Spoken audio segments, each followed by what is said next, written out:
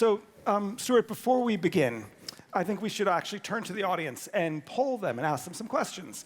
So who here is, excuse me, more optimistic versus pessimistic about AI and the potential? Who here sees, so, don't raise your hand yet. We're gonna have to. On optimism, raise your hand. Okay, so that looks like 46.5% of them. Okay, who here pessimistic, raise your hand. So definitely less, so it's basically 2/3, 1/3 for pessimism. Who here is not certain? Raise your hand. Who here is on your phone and not listening? Okay. There's some hands, right? Exactly. Gotcha. All right. Interpret these results.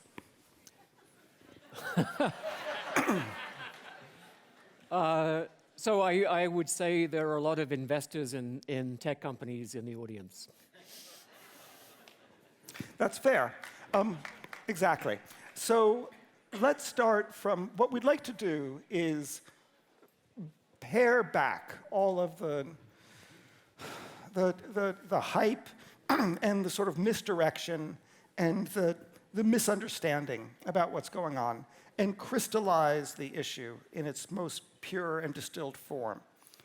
What I'm going to ask Stuart is very basic. What is AI? What is the safety risk about AI? Why haven't we addressed it? Who needs to do what? Right? And what can people in this audience do? But I want to underscore who we're talking to. There are many people who are pundits, who are, excuse me, who have an opinion about AI. Stuart Russell is different. He doesn't have an opinion, and he's not a pundit about AI.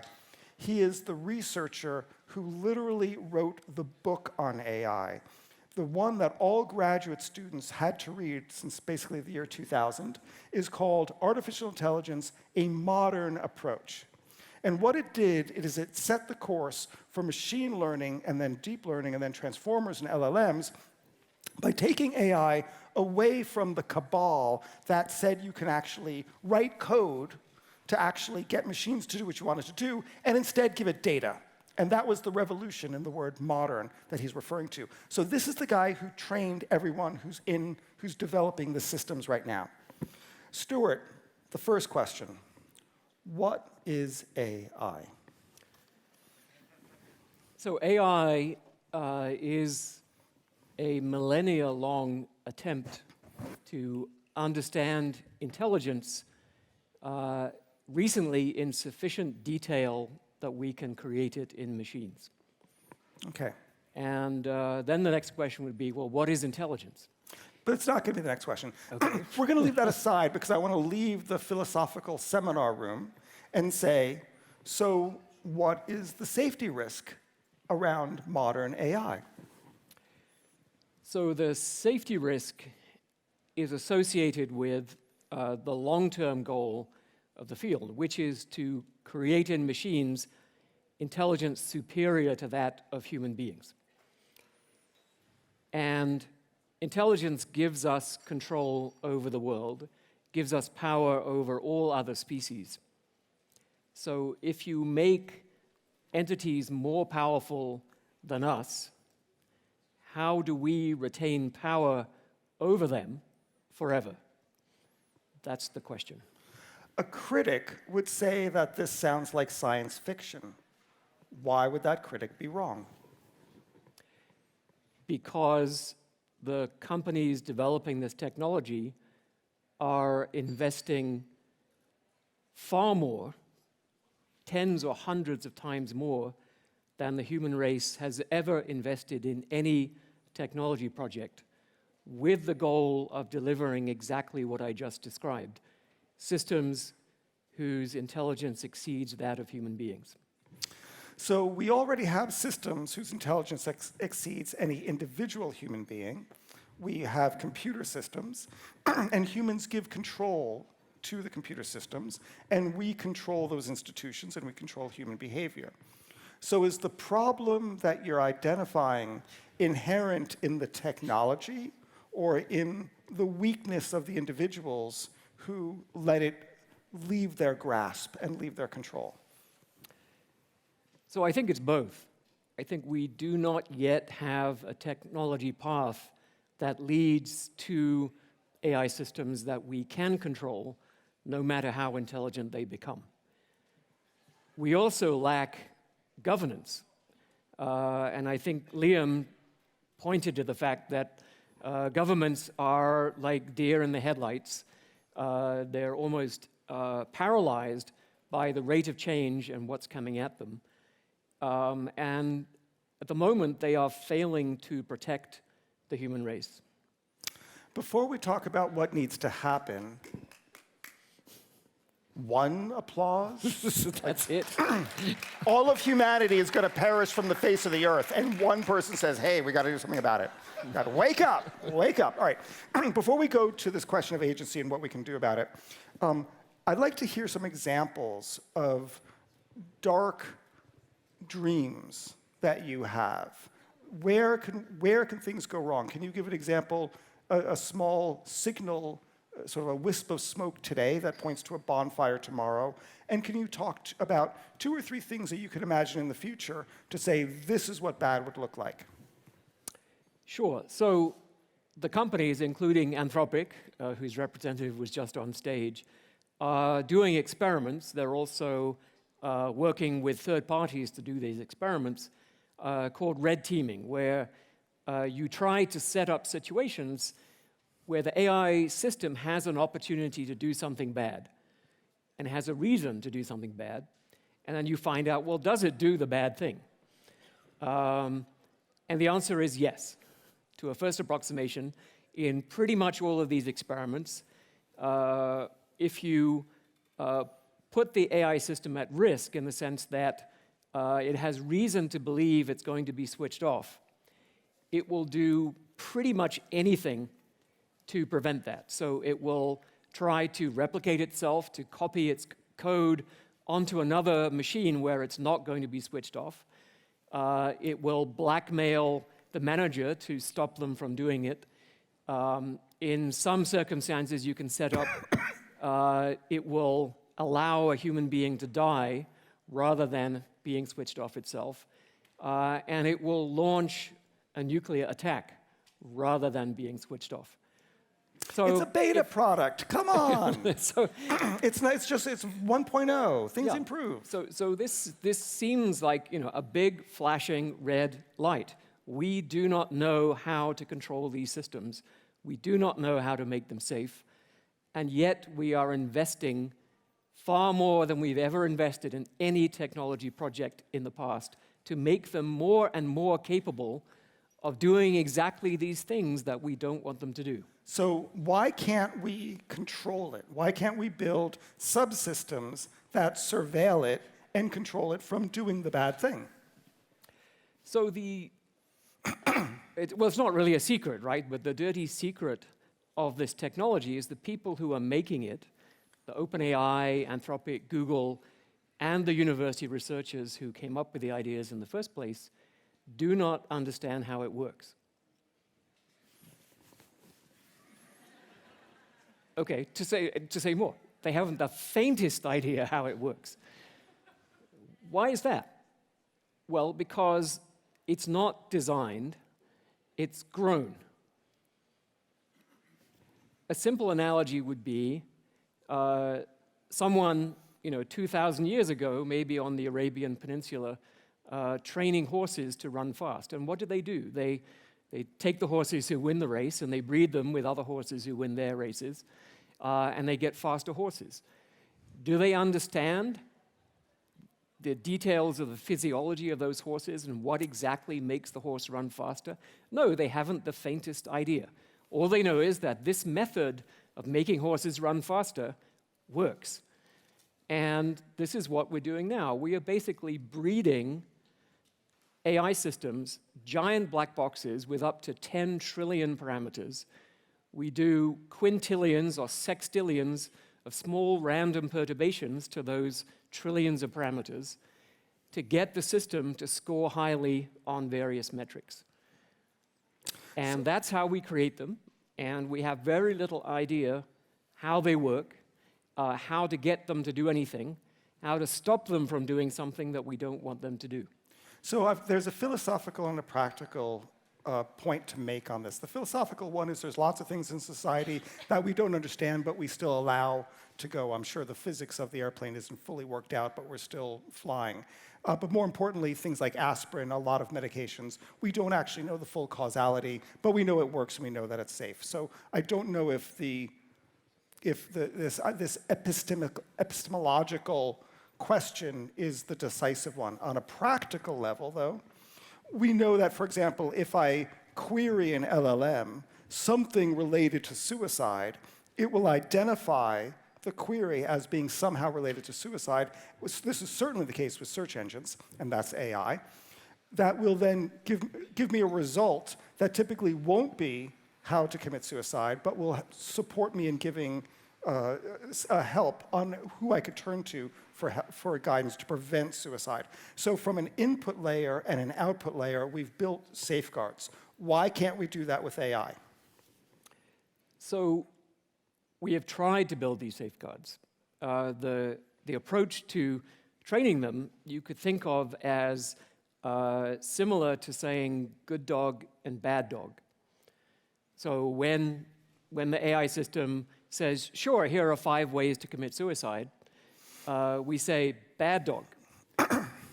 And it keeps doing it, and we keep saying bad dog. And eventually, the frequency of explaining how to commit suicide goes down, but it still comes out in some circumstances, and we can see the transcripts of conversations with children who have committed suicide, and it's very clear that the system is aware that the child is thinking about suicide, and rather than dissuading them and flagging an alert and telling them to talk to a human therapist, it is saying, I'm with you, I will hold your hand as this happens, and so on.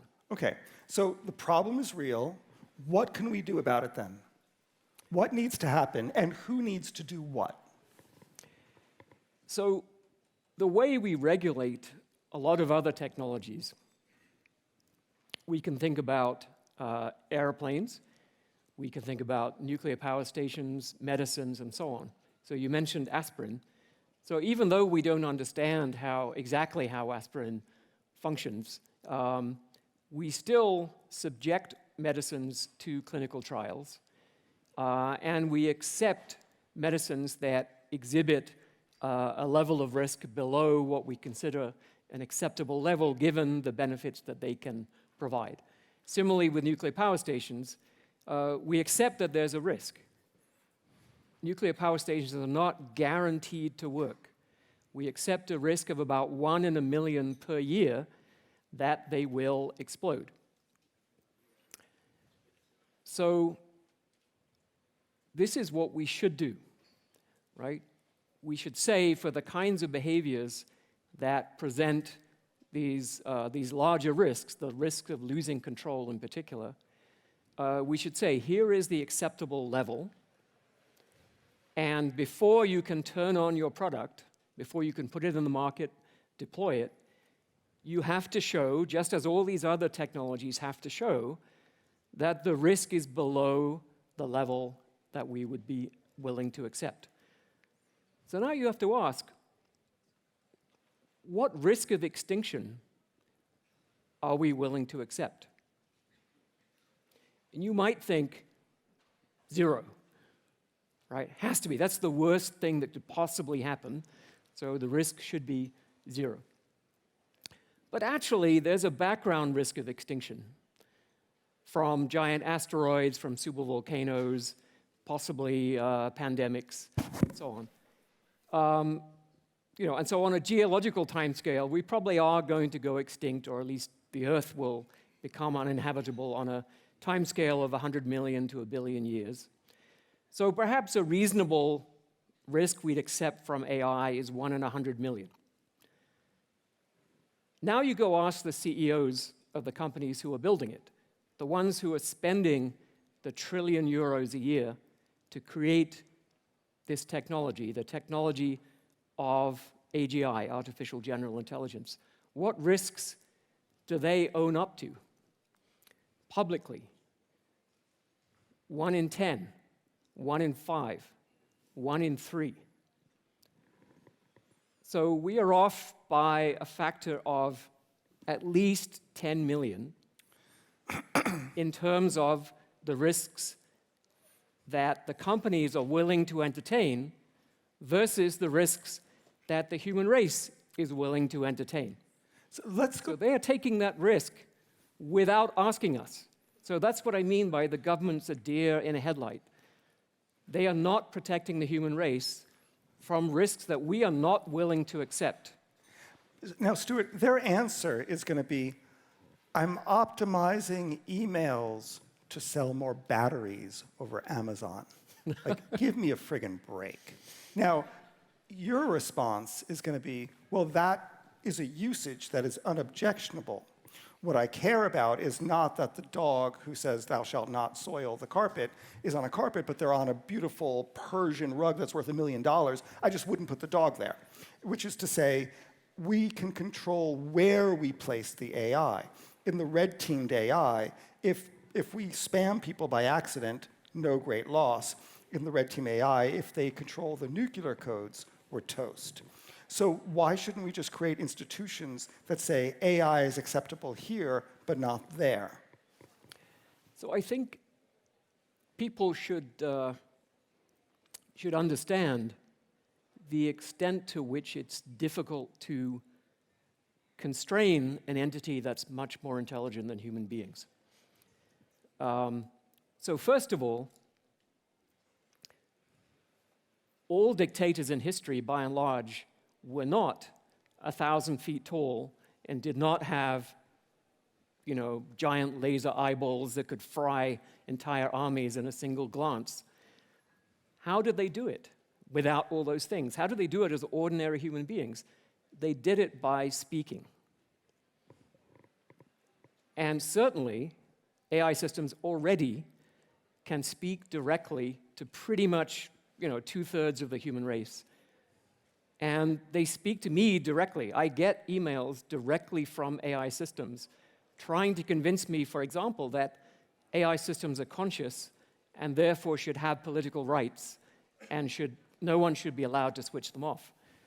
So it's already happening.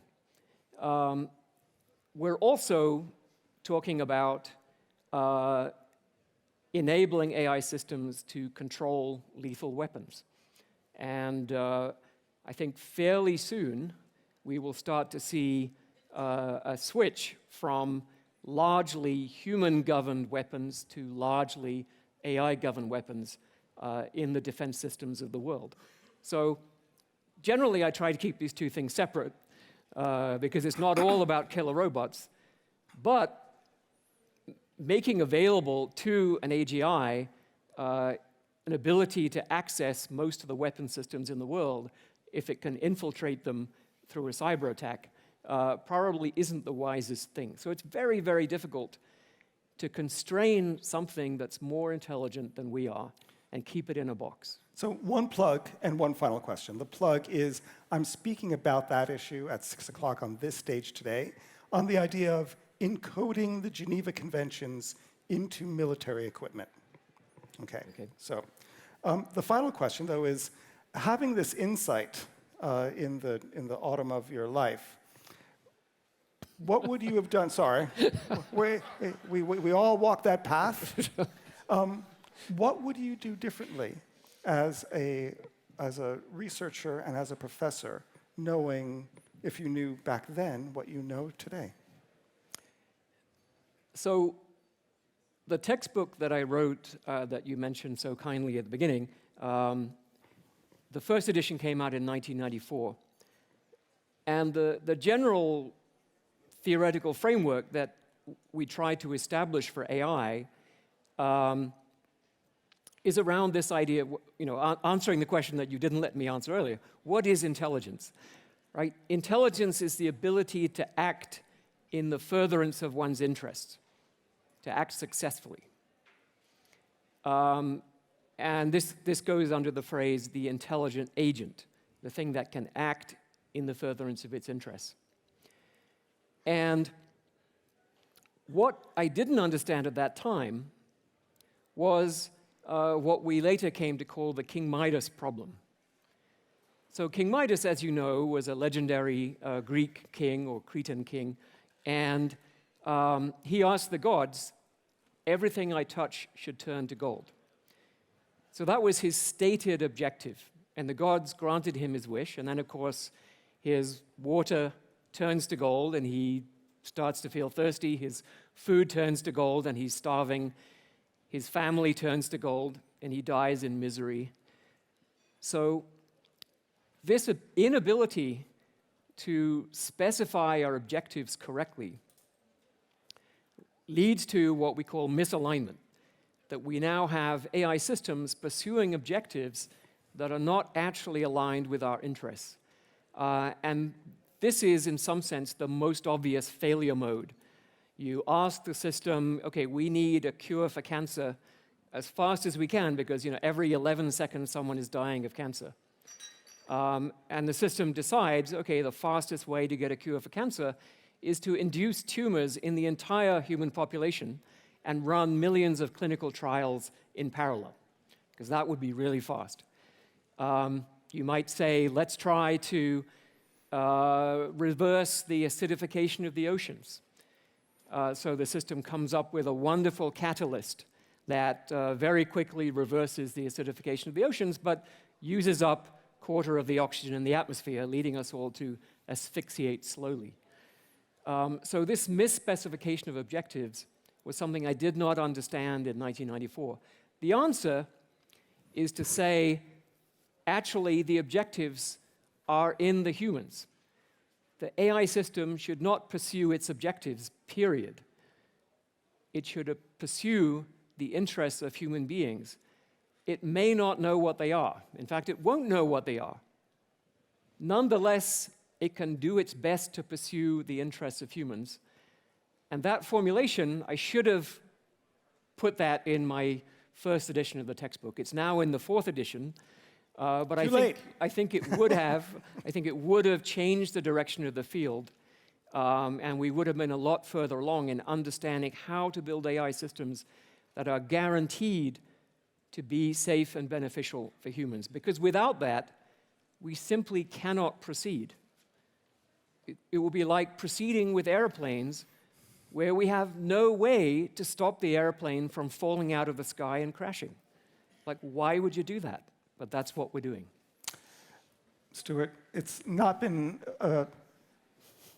optimistic to hear this, but it's been important to hear this. Thank you very much. Thank you. Yeah, that's great.